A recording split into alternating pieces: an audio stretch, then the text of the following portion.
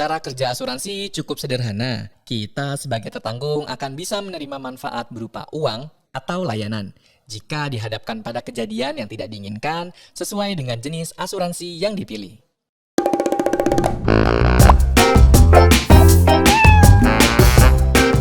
Kalau uang bisa ngomong. Podcast literasi keuangan untuk pemula dari Bank Newcomers bersama saya Reza Valevi, Relationship Manager Online dari Divisi Funding di Bank Newcomers. Pandemi beberapa waktu mengajarkan kita satu hal, yaitu ketidakpastian. Hari ini sehat, besok belum tentu. Ketidakpastian bikin kita insecure, serba khawatir, kalau begini gimana, kalau begitu gimana. Tapi kita bisa sedikit mengatasi ketidakpastian tersebut dengan memasang proteksi di awal, asuransi salah satunya.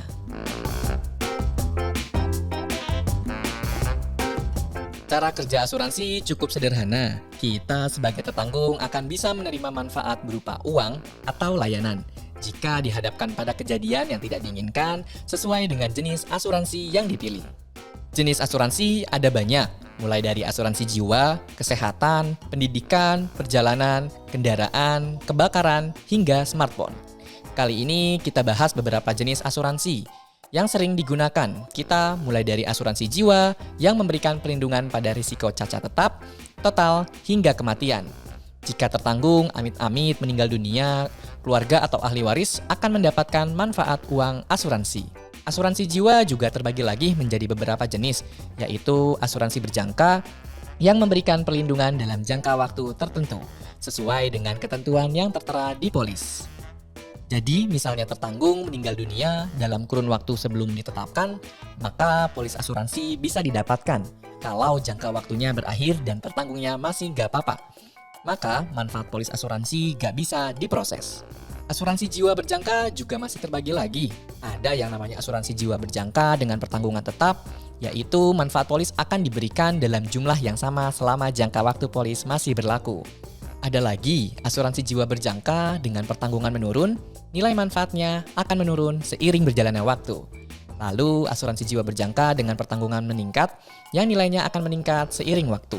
Kalau asuransi jiwa berjangka berlaku pada jangka waktu tertentu, maka asuransi jiwa seumur hidup bisa melindungi tertanggung seumur hidup selama masa polis masih berlaku.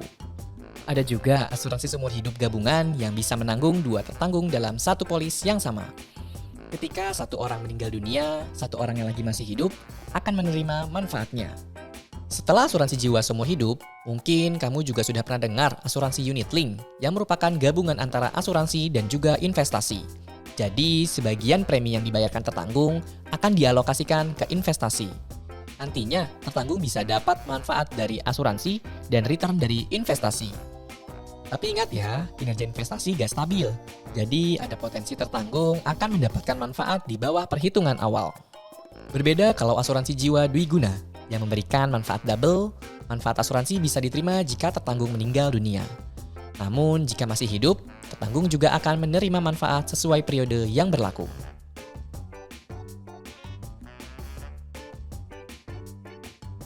Selain asuransi jiwa, pasti kamu sering dengar asuransi kesehatan yang akan memberikan manfaat berupa biaya pengobatan ketika kita sakit. Berbagai manfaat bisa kamu terima mulai dari rawat inap, rawat jalan, melahirkan, gigi, check up, hingga kacamata. Semakin tinggi polis yang kamu bayar, maka semakin banyak manfaat yang akan didapat. Lalu, asuransi pendidikan yang akan menanggung biaya pendidikan. Kamu gak perlu khawatir soal masa depan anak. Biaya sekolahnya mulai dari SD sampai perguruan tinggi sudah dijamin oleh asuransi. Yang punya kendaraan juga pasti tahu ada asuransi kendaraan yang melindungi kendaraan kamu dari resiko kehilangan atau kerusakan. Lalu ada juga asuransi pensiun. Produk asuransi ini akan membantu kamu ketika masuk masa pensiun, di mana kamu sudah tidak produktif dan juga tidak punya penghasilan. Sebutuh apa sih kita sama asuransi? Buat orang yang paham dengan manfaat asuransi, sudah pasti akan sangat butuh. Namun untuk punya asuransi, kita juga butuh modal. Inilah yang gak semua orang bisa memiliki asuransi. Mungkin kita sudah paham pentingnya asuransi bukan cuma asuransi jiwa, tapi juga kesehatan yang sering kali kita lupa sadari akan kebutuhannya. Untuk sekarang, buat kamu yang masih muda dan juga lajang, kalau ada dananya, kini saatnya untuk mempertimbangkan asuransi. Mumpung masih muda, nanti ketika sudah menua, bisa jadi premi yang harus dibayarkan jauh lebih mahal. Karena resiko orang tua terkena penyakit atau meninggal dunia jauh lebih besar. Makin kita masuk ke fase baru dalam kehidupan, akan terasa butuhnya. Misalnya kamu baru dapat kerja, belum punya begitu banyak uang, tapi tubuh dan tenaga kamu adalah aset yang sangat penting untuk mencari uang. Sehingga kamu butuh asuransi kesehatan. Nanti kalau sudah punya uang lebih dan bisa beli mobil sendiri, maka coba deh pertimbangkan buat punya asuransi kendaraan kamu. Masuk ke fase selanjutnya, ketika berkeluarga dan punya anak, kamu harus memikirkan pendidikan anak. Sehingga punya asuransi pendidikan sepertinya akan membantu menjamin pendidikan anak yang semakin kesini semakin mahal. Asuransi jiwa juga sudah bisa kamu miliki. Kamu kan sudah punya tanggungan keluarga. Kalau ada apa-apa dengan diri kamu, bisa di-cover oleh asuransi. Selama fase-fase di atas, jangan lupa memikirkan masa pensiun. Sebaiknya kamu sudah menyiapkan dana pensiun atau asuransi pensiun, yang manfaatnya bisa dinikmati ketika masuk ke masa gak produktif atau pensiun. Coba bayangkan, kalau kita sudah punya semua asuransi di atas, untuk berbagai fase kehidupan, kita jauh lebih siap menghadapi masa depan. Kita pun jadi lebih tenang dalam menjalani hidup yang sekarang atau di masa mendatang. Kalau kamu punya tanggapan tentang hal asuransi ini, kamu bisa komen ya.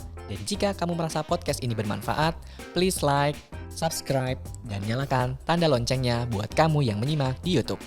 Boleh juga nih kamu share ke keluarga atau teman-teman kamu yang mau belajar tentang literasi keuangan untuk pemula bersama Bank Neo Commerce. Saya Reza, terima kasih buat atensi kamu.